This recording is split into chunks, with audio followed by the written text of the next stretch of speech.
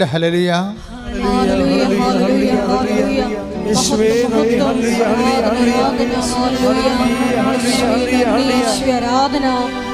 വചനം ശ്രവിക്കുവാൻ ഞങ്ങളെ ഒരുക്കണമേ എന്ന് പ്രാർത്ഥിക്കുന്നു. കവനൻ്റെ വർക്കൗട്ട് ചെയ്യുന്ന നമ്മുടെ നിയോഗങ്ങൾ നിവൃത്തിയാകുന്ന കാലാവസ്ഥകളുണ്ട്. ഇത് പറയാൻ കാരണം കഴിഞ്ഞ സെപ്റ്റംബർ 7-ാം തീയതി ഞാനിവിടെ ഇല്ലായിരുന്നു, ഞാൻ കൽക്കട്ടയിലായിരുന്നു. അപ്പോൾ അവിടെ ഞാൻ ഉറങ്ങിയപ്പോൾ അന്ന് മാതാവിൻ്റെ ജന്മദിനത്തിൻ്റെ തലേ ദിവസം രാത്രിയാണത്. അപ്പോൾ എനിക്കൊരു സ്വപ്നമുണ്ടായി. ഞാൻ രാവിലെ എഴുന്നേറ്റ് അടുത്ത മുറിയിൽ പോയി. വിജയകുമാർ എൻ്റെ കൂടെ ഉണ്ടായിരുന്നു. പുള്ളി അടുത്ത മുറിയിലാണ് താമസിക്കണം. അപ്പോൾ ഞാൻ സാറേ ഇന്ന് മാതാവിൻ്റെ ജന്മദിനമാണ്, ഹാപ്പി മെരിമസ് എന്നൊക്കെ പറഞ്ഞ് സാറിനെ വിഷ് ചെയ്തേച്ചും ഞാൻ സാറിനോട് പറഞ്ഞു, സാറേ ഇന്ന് വെളുപ്പിന് ഒരു 3 മണിയായപ്പോൾ അമ്മ പറഞ്ഞു കവനൻ്റിന് ഡിസ്പോസിഷൻ ഉണ്ടെന്ന് പറഞ്ഞ്. ഡിസ്പോസിഷൻ എന്ന വാക്കാണ് അമ്മ ഉപയോഗിച്ചത്. അപ്പോൾ ഞാൻ സാറിനോട് ഇത് പറഞ്ഞു. അപ്പോൾ എന്നോട് ചോദിച്ചു എന്താണ് ഡിസ്പോസിഷൻ എന്നോട് ചോദിച്ചു. അപ്പോൾ ഞാൻ പറഞ്ഞു നമ്മൾ മലയാളത്തിൽ എന്നാ പറയണത് ഡിസ്പോസിഷന്? അനുകൂലമായ ഒരു സ്ഥിതി, ഒരു നിലപാട്. അത് ഡിസ്പോസിഷൻ പല അർത്ഥമുണ്ട്. സ്പിരിച്വൽ ഡിസ്പോസിഷൻ ഉണ്ട്, ഇമോഷണൽ ഡിസ്പോസിഷൻ. ഒരു സ്വഭാവമാണ് ശരിക്കും പറഞ്ഞാൽ. അപ്പം അതിന് അപ്പോൾ സാറിനും അത് ആദ്യം പറഞ്ഞപ്പോൾ മനസ്സിലായില്ല ശരിക്കും. ഞാൻ പിന്നെ അത് ഈ ദിവസങ്ങളിലൊക്കെ അതിൻ്റെ കറക്റ്റ്നെസ് കിട്ടാൻ വേണ്ടി അങ്ങനെ പ്രാർത്ഥിച്ച് വെയിറ്റ് ചെയ്യുകയായിരുന്നു. അമ്മ എന്താ ഈ നിങ്ങൾ മാതാവിൻ്റെ കൂടെ ജീവിക്കുമ്പോൾ നിങ്ങൾക്കറിയാമല്ലോ, എല്ലാം ആദ്യം വേണ്ടത് ശ്രദ്ധയാണ് വേണ്ടത്. മാതാവിൻ്റെ ഉടമ്പടിയായി കഴിഞ്ഞാൽ പിന്നെ നിങ്ങൾ ശ്രദ്ധ വേണം നിങ്ങൾക്ക്. ഇപ്പോൾ നിങ്ങൾക്ക് ഇപ്പോൾ പ്രഗ്നൻ്റ് ആയി കഴിഞ്ഞാൽ ഇപ്പോൾ നിങ്ങൾ കല്യാണം കഴിച്ചു, ഉടനെ പ്രഗ്നൻ്റായി കഴിയുമ്പോൾ എന്താ അവർക്ക് നേരത്തെ പ്രഗ്നൻ്റ് ആകുന്നതിന് മുമ്പ് ഉണ്ടായിരുന്ന മാനസികാവസ്ഥ അല്ലല്ലോ. അവർക്ക് പ്രത്യേക കുഞ്ഞിനെക്കുറിച്ചാണ് പിന്നെ ശ്രദ്ധയുള്ളത്. കുഞ്ഞിനൊന്നും കേട് വരരുത് എന്ന രീതിയിൽ അവർ ഇരിപ്പ് നോക്കും, അവർ കിടക്കുമ്പോൾ നോക്കും, ചരിയണ നോക്കും, എല്ലാം നോക്കും. അപ്പോൾ അതെന്താ കാര്യം വെച്ച് കഴിഞ്ഞാൽ ആവശ്യമായ ഓക്സിജനും അതുപോലെ തന്നെ കുഞ്ഞിനെ കിട്ടി സ്വസ്ഥമായി അത് വളരുക എന്നുള്ള ഒരു ഉദ്ദേശമാണ് അമ്മയ്ക്കുള്ളത്. അതൊരു ഡിസ്പോസിഷനാണ് ശരിക്കും പറഞ്ഞാൽ. ഇപ്പോൾ മനസ്സിലായില്ലേ കാര്യങ്ങൾ പെട്ടെന്ന്? അതാണ് എൻ്റെ കാര്യം. അത് അനുകൂലമായ നമ്മുടെ മാനസികമായ ഒരു സഹകരണം, അനുകൂലമായ സഹകരണം. അതിനാണ് അച്ഛൻ ക്ലൈമറ്റ് എന്ന് പറഞ്ഞത്, കവനൻ്റെ ക്ലൈമറ്റ്. ഈ കവനൻ്റെ ക്ലൈമറ്റ് ഈ ദിവസങ്ങളിൽ ഈ ദിവസങ്ങളിൽ വന്ന സാക്ഷ്യങ്ങളെല്ലാം ഞാൻ പരിശോധിക്കുകയായിരുന്നു.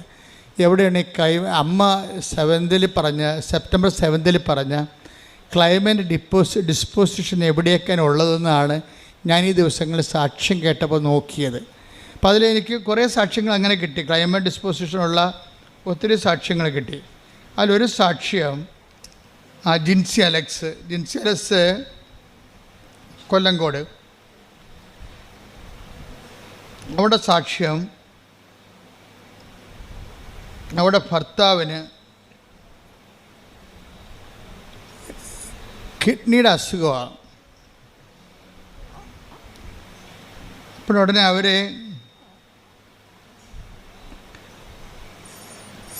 ഈ ഭർത്താവിനെ ഡയാലിസിസിന് കയറ്റുമ്പോൾ ഇവർക്കാണെങ്കിൽ കാര്യം അവർ ചെറുപ്പമാണ്. അപ്പോൾ പെട്ടെന്നിങ്ങനെ ഒരു കിഡ്നിക്ക് അസുഖം വന്നപ്പോൾ നമ്മൾ പറയില്ലേ, പച്ച മലയാളത്തിൽ പറഞ്ഞ നിന്നിടം മറന്നു പോകണമെന്ന് പറയത്തില്ലേ. അപ്പം അങ്ങനെ ഒരു അവസ്ഥ ആണ് അവിടെ ഉള്ളതെല്ലാം. പക്ഷേ ഇവളീ ഉടമ്പടി എടുത്തിരിക്കും. കിഡ്നി അസുഖമാണെന്ന് കേട്ടപ്പോൾ തന്നെ വന്ന് ഉടമ്പടി എടുത്ത് കഴിയുമ്പോൾ ഒരു ഡിസ്പോസിഷൻ രൂപപ്പെട്ട് വരും. ചിലർക്ക് ഉണ്ടാകത്തില്ല. ചിലരിങ്ങനെ ഓട്ടോമാറ്റിക്കായിട്ട് വന്ന് യാന്ത്രികമായിട്ട് എടുത്തുകൊണ്ട് പോണ കാരണം അവർക്കുണ്ടാകത്തില്ല. ചിലർ ശ്രദ്ധയോടുകൂടിയാണ് എടുക്കുക. കാര്യം ഞാൻ ഉടമ്പടിയാകുമ്പോൾ അമ്മയുമായിട്ട് ഞാൻ ഉടമ്പടിയിലാണ്, ഇനിയുള്ള കാലമെല്ലാം എൻ്റെ കാര്യം അമ്മ നോക്കിക്കൊള്ളും. അതാണ് അതിൻ്റെ ഒരു മാനസികാവസ്ഥയാണത്. കാലാവസ്ഥയെന്ന് ഞാൻ പറഞ്ഞ കാര്യം മാനസിക കാലാവസ്ഥയാണ്. അപ്പം നേരത്തെ ഉണ്ടായിരുന്നതിനേക്കാൾ ഉടമ്പടി എടുക്കണേക്കാൾ മുമ്പ്, ഉടമ്പടി എടുക്കുന്നതിന് മുമ്പുണ്ടായിരുന്ന കാലാവസ്ഥയെക്കാളും വ്യത്യസ്തമായ കാലാവസ്ഥയാണിത്. ഇത് ഇവള് വളരെ എത്ര തിരക്കാണെങ്കിലും നമ്മൾ ദൈവമായിട്ട് ഒരു ഉടമ്പടി റിലേഷൻസ് വരികയല്ലേ. അപ്പം നമുക്ക് കുറച്ച് ഉത്തരവാദിത്തമുണ്ട്, ദൈവത്തിനും കുറച്ച് ഉത്തരവാദിത്തമുണ്ട്. ദൈവത്തിൻ്റെ ഉത്തരവാദിത്തം എന്താണ്? നമ്മളെ സംരക്ഷിക്കുക, വളർത്തുക, നിലനിർത്തുകയാണ് ദൈവത്തിൻ്റെ ഉത്തരവാദിത്തം. നമ്മുടെ ഉത്തരവാദിത്തം എന്താ? ദൈവത്തിന് പ്രവർത്തിക്കാൻ പറ്റുന്ന രീതിയിൽ നമ്മളെ തന്നെ പരുവപ്പെടുത്തുകയാണ് നമ്മുടെ ഉത്തരവാദിത്തം.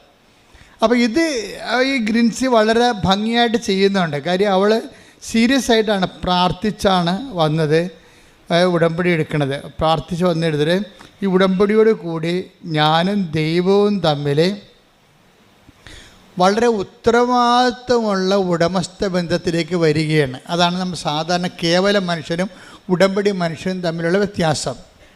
ഉടമ്പടിയിലെ അനുദിന ജീവിതത്തിൽ നമ്മൾ ഉത്തരവാദിത്വമുള്ള ഒരു ഉടമസ്ഥ ജീവിതത്തിലേക്ക്, ദൈവത്തിൻ്റെതാണെന്ന് നമ്മളെല്ലാവരും പറയും, നമ്മൾ ദൈവത്തിൻ്റെ മക്കളാണെന്ന് നമ്മളെല്ലാവരും പറയും. അങ്ങനെ ആർക്കും പറയാം, അതിനൊരു കുഴപ്പമില്ല. ദൈവം അല്ലെന്ന് പറയുന്നിടത്തോളം കാലം നമുക്കാണെന്ന് പറഞ്ഞുകൊണ്ടിരിക്കാം. പക്ഷേ ആ പുസ്തകത്തിലെ പശു ചില സമയത്ത് പുല്ല് തിന്നത്തില്ല. എന്താ കാര്യം? ഈ എല്ലാ കാര്യങ്ങളും സാധൂകരിക്കണം, ജസ്റ്റിഫൈ ചെയ്യണം. വിശ്വാസത്തിന് അങ്ങനെ ഒരു പ്രശ്നമുണ്ട്. വിശ്വാസം ജസ്റ്റിഫൈഡ് ആകണത് പ്രവർത്തികളിലൂടെയാണ്. അതാണ് പ്രവൃത്തി കൂടാതെയുള്ള വിശ്വാസം. ഞാൻ വിശ്വാസിയാണെന്ന് ആർക്കും പറയാം. Take the bed of God. ശ്രുതികട ഹല്ലേലൂയ, ഹല്ലേലൂയ, ഹല്ലേലൂയ. യേശുവേ നന്ദി, ഹല്ലേലൂയ, ഹല്ലേലൂയ. യാക്കോബ് 2:24 മനുഷ്യൻ വിശ്വാസം കൊണ്ട് മാത്രമല്ല, പറഞ്ഞേ, മനുഷ്യൻ വിശ്വാസം കൊണ്ട് മാത്രമല്ല പ്രവൃത്തികളാലുമാണ് നീതീകരിക്കപ്പെടുന്നതെന്ന് നിങ്ങൾ അറിയുന്നു. അപ്പം വിശ്വാസം കൊണ്ട്, അതിനെ വിശ്വാസത്തെ സാധൂകരിക്കുന്നതാണ് എന്ത്? നമ്മുടെ വിശ്വാസം ആത്മാർത്ഥമാണ്. നമ്മുടെ വിശ്വാസത്തെ അത് ആത്മാർത്ഥതയുള്ളതാണെന്ന് തെളിയിക്കാൻ ആർക്കാണ് ബാധ്യത? നമുക്ക് ബാധ്യതയുണ്ട്. എപ്പോഴും ശ്രദ്ധിക്കണം. അല്ലാതെ ഞാനൊരു ക്രിസ്ത്യൻ കുടുംബത്തിൽ ജനിച്ചു, അല്ലെങ്കിൽ ഞാൻ അക്രൈസ്തവ കുടുംബത്തിൽ ജനിച്ചു, ഇപ്പോഴും ഞാൻ ഈശോയിൽ വിശ്വസിക്കണോ എന്ന് പറഞ്ഞിട്ട് കാര്യമില്ല. അത് സത്യമാണെന്ന് തെളിയിക്കാനുള്ള ബാധ്യത, ആത്മാർത്ഥത നമുക്കുണ്ടാകണം. അപ്പോൾ എങ്ങനെ ഈ ആത്മാർത്ഥതയാണ്, അതിൻ്റെ പിന്നിലുള്ള ആത്മാർത്ഥതയാണ് അതിനെ സാധൂകരിക്കണത്. പ്രാർത്ഥിക്കുക, കർത്താവേ എൻ്റെ വിശ്വാസത്തെ അതിന് അനുയോജ്യമായ പ്രവർത്തനങ്ങളാൽ സാധൂകരിക്കാൻ എന്നെ സഹായിക്കണമേ. അപ്പം എല്ലാ വിഷയങ്ങളും പ്രാർത്ഥനയാണെങ്കിലും, ഇപ്പം നീ പ്രാർത്ഥിക്കണമെന്ന് വിചാരിക്കുമ്പോൾ I am so serious about this prayer എന്ന് ദൈവത്തോട് പറയാൻ വേണ്ടിയാണ് നമ്മൾ മുട്ടേന്ന് നിൽക്കണത്. അല്ലെങ്കിൽ ഇരുന്നാൽ മതിയല്ല, നമ്മൾ ഊണ് കഴിക്കാൻ വേണ്ടി ഇരിക്കുകയല്ലേ ചെയ്യണത്. അപ്പോൾ ഓരോ കാര്യത്തിനും ഓരോ ഡിസ്പോസിഷനുണ്ട്. ഓരോ കാര്യത്തിന്, എല്ലാ കാര്യത്തിനും കൂടി ഒരു രീതി അല്ലല്ലോ. ഇപ്പം നമ്മൾ ഇരുന്ന് നമ്മൾ കസേര ഇരുന്ന് ഊണ് കഴിക്കും. കസേര ഇരുന്നും ഒക്കെ പ്രാർത്ഥിക്കുകയും ചെയ്യാം, ദൈവം കേൾക്കും. കാര്യം പ്രാർത്ഥിക്കുന്നത് നമ്മളല്ലേ, മനസ്സിലല്ലേ പ്രധാനം. പക്ഷേ ഒരു ഫിസിക്കൽ ഡിസ്പോസിഷൻ അവിടെ വരും. എന്താ കാര്യം? I am so serious about this prayer, അതുകൊണ്ട് ഞാൻ മുട്ടി നിൽക്കുന്നത്. കാര്യം ഇത് പ്രാർത്ഥനയ്ക്ക് വേണ്ടി മാത്രം ഉപയോഗിക്കുന്ന പൊസിഷനാണ്. അതാ വിഷയം. പ്രാർത്ഥനയ്ക്ക് വേണ്ടി മാത്രം ഉപയോഗിക്കുന്ന പൊസിഷൻ. നമുക്ക് നടന്നൊക്കെ പ്രാർത്ഥിക്കാം. ഞാൻ രാവിലെയൊക്കെ നടന്നാണ് പ്രാർത്ഥിക്കുന്നത്. പക്ഷേ അതിൻ്റെ പ്രോപ്പർ പൊസിഷൻ എന്താണ്? മുട്ട നിൽക്കുക എന്നുള്ളതാണ്. അപ്പം അതാണ് ഒരു രീതി. അതേസമയം ഇന്ത്യൻ രീതി അനുസരിച്ച് സർവ്വസാഷ്ടാംഗമായിട്ട് വീണ് കിടക്കും. അതും ശരിയാണ്. കാര്യം എന്താണ്? അത് നമ്മൾ എല്ലാ വിഷയത്തെക്കാളും ദൈവത്തെ അംഗീകരിക്കുകയും ആരാധിക്കുകയും ചെയ്യുന്നത് സർവാംഗം സാഷ്ടാംഗം പ്രണാമം ചെയ്ത് കിടക്കും. ഞങ്ങളൊക്കെ കിടക്കും അതുപോലെ. അതിൻ്റെ കാര്യം വെച്ച് കഴിഞ്ഞാൽ ഇതെല്ലാം പ്രാർത്ഥനയുടെ ഡിപ്പോസിഷനാണ്. അങ്ങനെ കിടന്ന് ഉറങ്ങിപ്പോണവരും ഉണ്ടാകും. അപ്പോൾ ഉറക്കത്തിന് നമ്മൾ കിടക്കുകയാണ് ചെയ്യണത്. പക്ഷേ പ്രാർത്ഥനയ്ക്ക് നമ്മൾ കമന്നാണ് കിടക്കണത്. കേട്ടാ, ഉറക്കം നമുക്കത് ഇങ്ങനെയൊക്കെ ചരിഞ്ഞൊക്കെ കിടക്കാം അല്ലേ. പക്ഷേ സർവ്വസാഷ്ടാംഗം വേണം കിടക്കണത് എങ്ങനെയാണ്? കവന്നാണ് കിടക്കണത്. കൈ സ്വസ്തിക എഴുതി ശിരസിൻ്റെ മുന്നിൽ വെച്ച് കവന്ന് കിടക്കൂടാ. അപ്പോൾ വെച്ചാൽ സർവാംഗം നമ്മൾ സമർപ്പിക്കണം എന്നാണ് അവർ. അപ്പോൾ ഇതാണ് പൊസിഷൻ എന്ന് പറയുന്നത്, പ്രോപ്പർ പൊസിഷൻ. ഇതുപോലെ ഉടമ്പടിക്കും ഒരു പ്രോപ്പർ പൊസിഷനുണ്ട്. ഒന്നല്ല, ഒത്തിരി ഉണ്ട്. ഒത്തിരി പ്രോപ്പർ പൊസിഷൻസ് ഉണ്ട്. ഇതിൽ അതിൻ്റെ അകത്ത് നിലപാടുകളും വരും. നിലപാടുകൾ ഓരോ വിഷയത്ത് അതിൽ സമീപനങ്ങൾ വരും.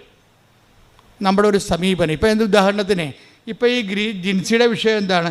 ജിൻസിയുടെ ഭർത്താവിന് അലക്സിനാണ് കിഡ്നി അസുഖം. ഇപ്പം ഡയാലിസിസ് നടന്നുകൊണ്ടിരിക്കുകയാണ്.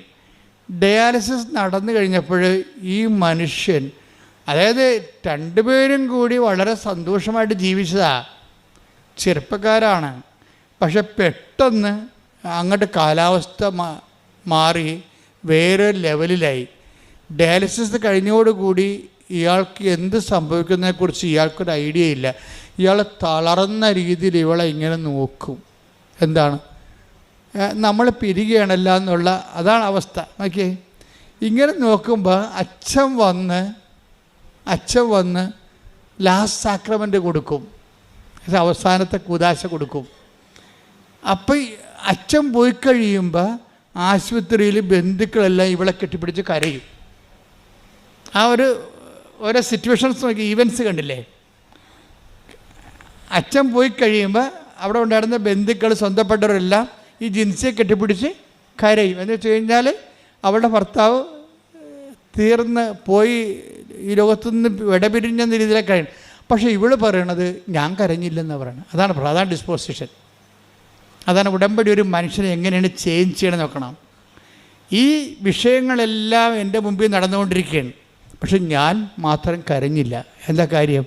എനിക്കറിയാം അമ്മ ഏതെങ്കിലും നിമിഷം ഉടമ്പടി എടുത്തു കഴിഞ്ഞാൽ അമ്മയുമായിട്ട് ഉടമ്പടിയിലാണ്. അപ്പോൾ ഏതെങ്കിലും സമയത്ത് അമ്മ ഈ വിഷയം അറിയും. അച്ഛൻ വന്നതും അച്ഛൻ പോയതൊക്കെ ആദ്യം പറഞ്ഞത് ആരാണ്? അമ്മ അറിഞ്ഞിട്ടുണ്ട്. ഇതാണ് ഡിസ്പോസിഷൻ. ഇപ്പോൾ അതൊക്കെ മനസ്സിലായില്ലേ? ഡിസ്പോസിഷൻ എന്ന് പറഞ്ഞാൽ മനസ്സിലായില്ലേ? അതായത് ഇത്രയും നമ്മുടെ ചുറ്റും ലോകം മുഴുവനും കലങ്ങി മറിയുമ്പോഴും ഉടമ്പടി എടുത്ത ആ ദൈവ പൈതൽ ഒരു ഉടമ്പടി നിലപാടുണ്ട്. ഉടമ്പടി സമീപനത്തിലൂടെ ദൈവത്തിൽ ആഴമായി വിശ്വസിച്ച് തൻ്റെ ഈ സംഘർഷങ്ങളിടയിലുള്ള തൻ്റെ വിശ്വാസം ഏറ്റുപറച്ചിൽ അങ്ങ് അറ്റ കൈയായിട്ട് നിൽക്കുകയാണ്. കരയാതെ അങ്ങ് ദൈവത്തിൽ ആഴമായി ശരണപ്പെട്ടുകൊണ്ട് നിൽക്കുകയാണ്. പെട്ടെന്നാണ് ഈ മനുഷ്യൻ്റെ ലക്ഷണം മാറണത്. പടപടാ ഇവളുടെ ഇതെല്ലാം ദൈവത്തിൽ നമ്മളുടെ ഒരു നിലപാട്, സമീപനമൊക്കെ പ്രാർത്ഥനയാണ്. പ്രാർത്ഥന ചുണ്ടുകൊണ്ട് മാത്രമുള്ളതല്ല.